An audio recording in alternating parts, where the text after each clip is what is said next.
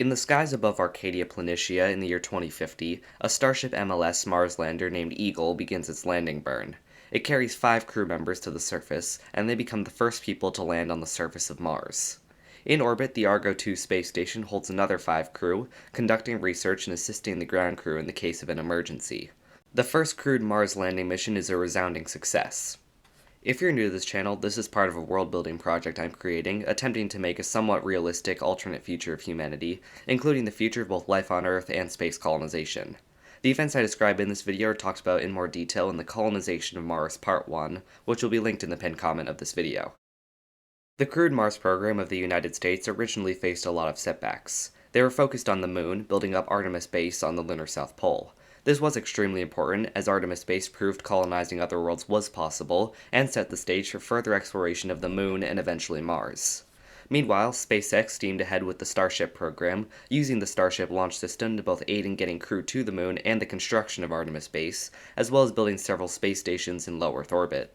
Starship was cleared to fly crew around 2027, and the company wanted to go straight ahead to gain the first people on Mars. However, it was determined that more time was needed to prepare a landing site for human arrival, and much deeper studies into how to build a Mars base and where to do it. So the Mars program was dramatically restructured and SpaceX's dreams changed. The United States government, its international partners in the Artemis program, SpaceX, and several other companies began working together to create a sustainable plan for the exploration and colonization of Mars. Instead of relying entirely on Starship for the launch, the journey to Mars, the landing, and the return to Earth, it was decided a brand new space station should be built. This would enable larger crews to get to Mars and bring even more supplies than Starship alone could provide. So the landing date for humans on Mars was pushed back years in exchange for a more sustainable and long-term approach. As the planning phase for crewed Mars missions was still going on, the US pushed ahead with developing prototype space stations to be used for Mars missions. The result of these projects was eventually the Argo, a small space station capable of leaving Earth orbit and being entirely self-sustaining for a few months at a time. As the Argo was built over a time period of almost a decade, a test object to send it to was needed, and a perfect place was on its way. 2001 FR-85, a small asteroid in the perfect location for a crewed mission in 2039.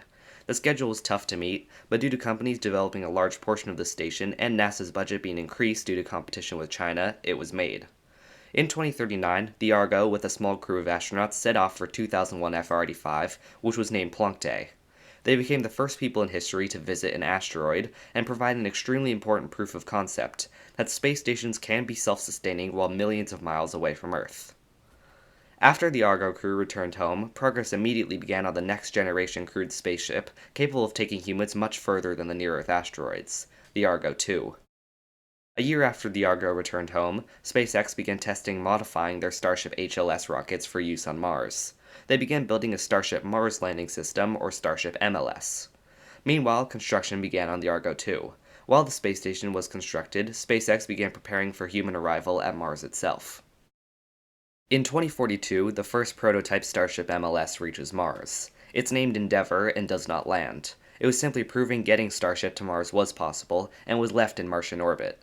SpaceX, not wanting to waste a perfectly good rocket, plans to eventually use the Endeavour as a shell to construct the first permanent Martian space station, Endeavour Station. By 2043, modules for the Argo 2 finally begin going up. At the same time, SpaceX begins preparing for the first Starship MLS landing on Mars, scheduled for 2046. The 4-year wait was due to NASA wanting to pack the ship with supplies for the first permanent base on Mars, Mars Research Station Alpha. They want to make sure that when the crew arrives on Mars, they have somewhere to stay. The MRSA is small, just a few modules, but it's a base and will be built up by robots when it's delivered to Mars. Back in Earth orbit in 2045, the Argo 2 gets its first crew. They won't be going to Mars, but will rather inhabit the station to test life support systems and help with the construction of the station. Then, in 2046, the second Starship MLS launches to Mars. It's called Viking and has ambitious goals that will happen over the course of months. It will first land on Mars, then use several robots to unload the first pieces of the MRSA. It will then use what fuel it has left to lift off from Mars, dock with Endeavour Station to prove it can, and return to Earth. It's essentially a dress rehearsal of a crewed Mars mission. And it's a resounding success. Viking completes all of its objectives, and NASA is confident. The date is set. In 2050, humans will land on Mars. But first, the Argo 2 needs to fly. It will be carrying critical supplies for the MRSA that Starship can't, and has all the life support systems for the crew. Throughout 2047, final preparations of the Argo 2 are made. All of its most important parts have been attached to one another. Starship MLS has proved multiple times it can dock and undock from the station, and it has proven it can support crew. In 2048, after 9 years of development and construction, the Argo 2 sets off for Mars with crew on a mission profile similar to Artemis 2 in 2025. The crew will not land, but will take with them a Starship MLS to deliver more supplies to the MRSA. By 2049, the first people have arrived in Martian orbit. Starship MLS Columbia undocks from the Argo 2, landing where its predecessor Viking landed just 3 years earlier, to deliver supplies to the MRSA. By late 2049, the crew has returned home, proving the Argo 2 can take people to Mars and return them home safely. The next few months were spent getting everything ready, making sure Starship MLS and the Argo 2 can both work together, making sure everything is in order. Decades of progress from the first Starship flights of the 2020s to the beginning of commercial space stations to the first crewed mission to an asteroid to the construction of a base and a space station on and around Mars have all led up to this. It took the work of several countries and several companies all working together to produce every component of this mission. The US leads it, but this is an international effort. The Argo 2 with the Starship MLS Eagle leave Earth on the 7-month journey to Mars. The Argo 2 arrives in Martian orbit by late 2050. A few days later, the Eagle, named after the first crewed lander to the Moon, undocks. And a few hours after that, it safely touches down in the sands of Arcadia Planitia.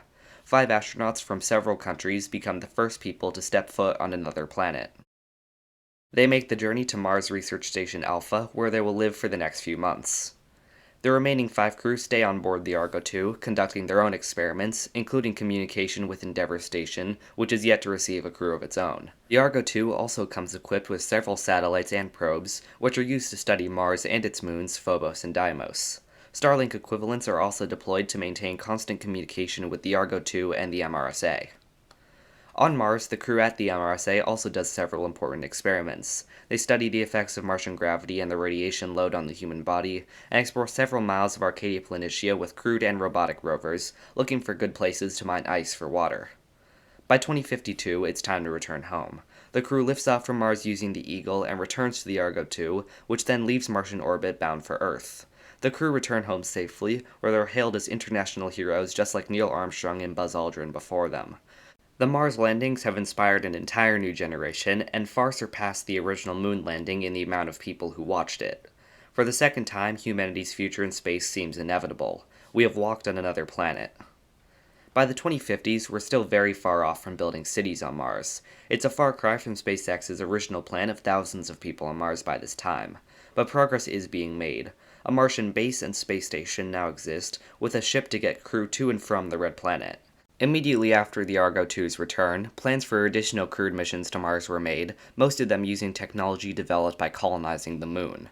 The Moon is where actual colonization occurs, and it's used to pave the way to Mars. The MRSA begins to act like the International Space Station. Not a true colony, but a place people can live to conduct research. And there are plans to massively expand it, so maybe one day it can become a colony like Yegong or the Artemis colony on the Moon. Martian colonization is a slow and far-off dream, but it has now gotten closer. Thank you for watching. If you enjoyed, check out the rest of my Colonization of the Solar System series.